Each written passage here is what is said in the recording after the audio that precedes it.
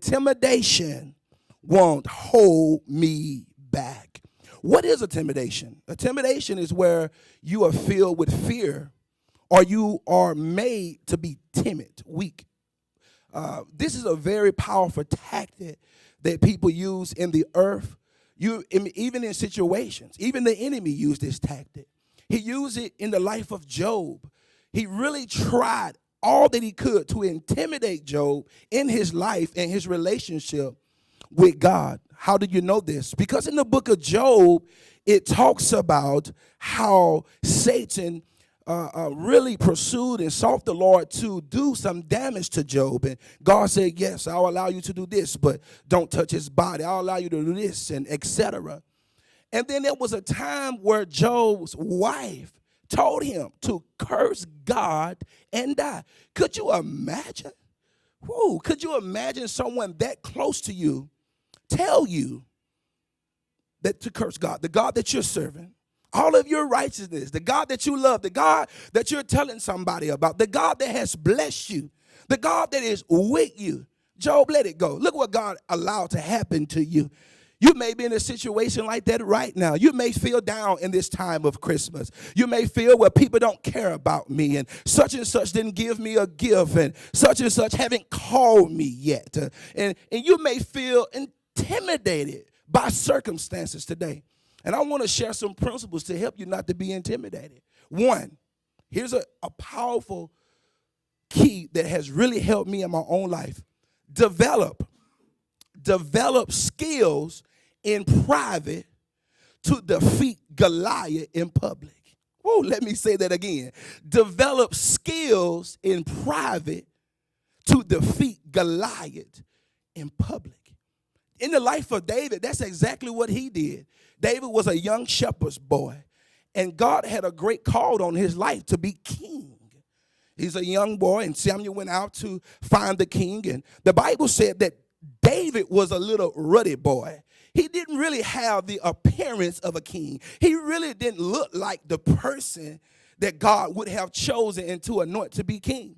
And so Samuel went in with the life of Jesse and all of his sons, and God rejected all of the ones that Samuel picked. And God told Samuel, man, look at the outer appearance, but God look at the what? Heart.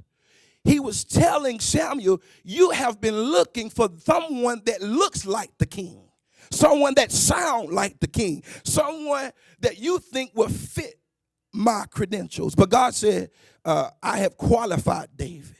He's worshiping. He's tending to the sheep. I see something in his heart. I see a man that is courageous.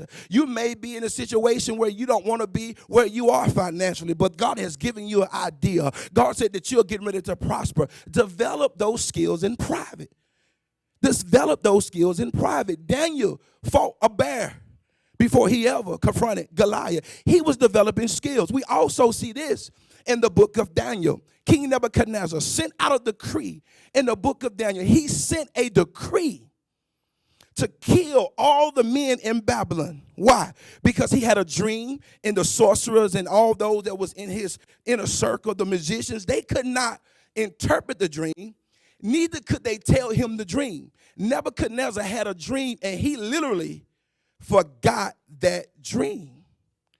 He didn't know what the dream was. He was like, wow. He didn't really know what the dream was.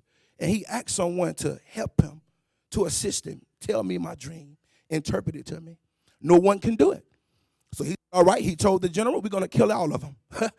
I'm going to kill them. What is that? Intimidation. What does that mean? That means that the king sent out a death sentence to put fear in the people. But I love Daniel, a man of skill. Guess what Daniel did?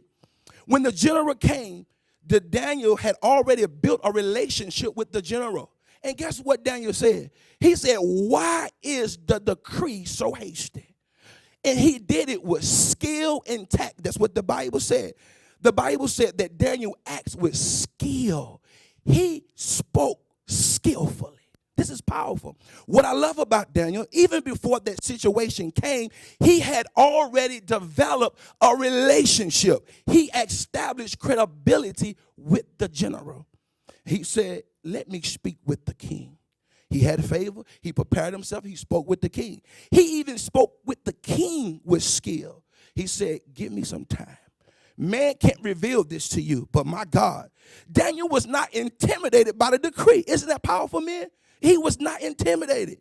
He didn't allow that fear. I'm going to take you out. You're not going to make it. You're going to die in this season.